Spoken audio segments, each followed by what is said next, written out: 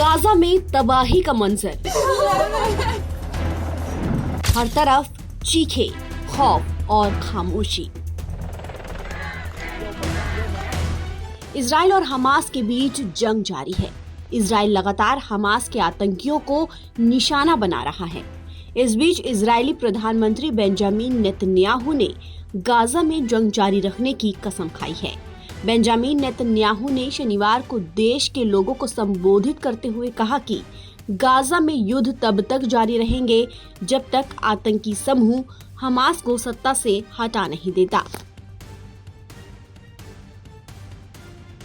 उन्होंने बंधकों की रिहाई के लिए समझौते की हमास की मांग को आत्मसमर्पण की शर्त बताया। नेतन्याहू ने कहा, मैं हत्यारों के सामने आत्मसमर्पण नहीं करूंगा। ऐसा आत्मसमर्पण आपको यानी जनता को खतरे में डाल देगा।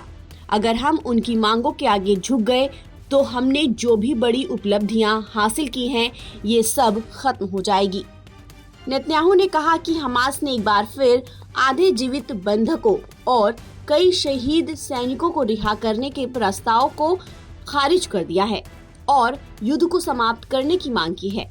अगर हम हमास की मांगों को स्वीकार करते हैं तो इसका मतलब होगा कि इजराइल को आत्मसमर्पण करने के लिए मजबूर किया जा सकता है।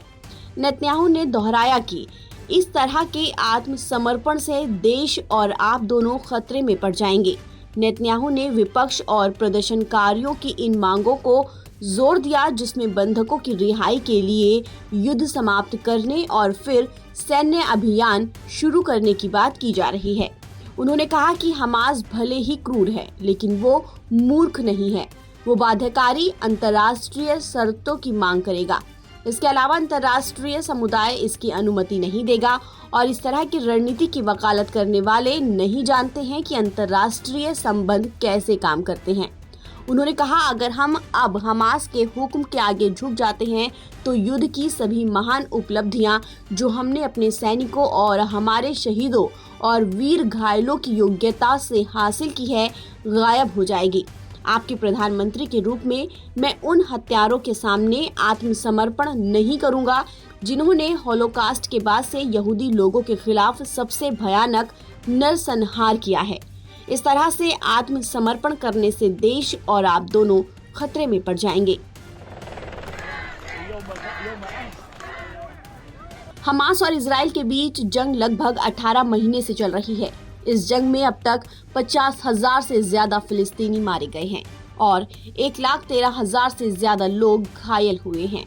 वहीं 20 लाख से ज्यादा लोगों को अपने घरों को छोड़ना पड़ा है।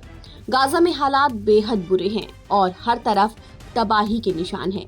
ये जंग 7 अक्टूबर 2023 को शुरू हुई थी, जब हमास ने अचानक इजराइल पर हमला कर दिया। इस हमले में 1200 से ज्यादा इजरायली नागरिक मारे गए और 251 लोगों को बंधक बना लिया गया। इसके जवाब में इजराइल ने हमास के खिलाफ युद्ध छेड़ दिया, जो अब तक थमा नहीं है। अब सवाल ये है कि क्या ये युद्ध खत्म होगा और अगर हाँ तो किस कीमत पर? जंग का मैदान सिर्फ बंदूकें नहीं तय करती, असली कीमत चुकाते हैं आम लोग। ताज़ा अपडेट के लिए आप बने रहिए NBT ऑनलाइन के साथ।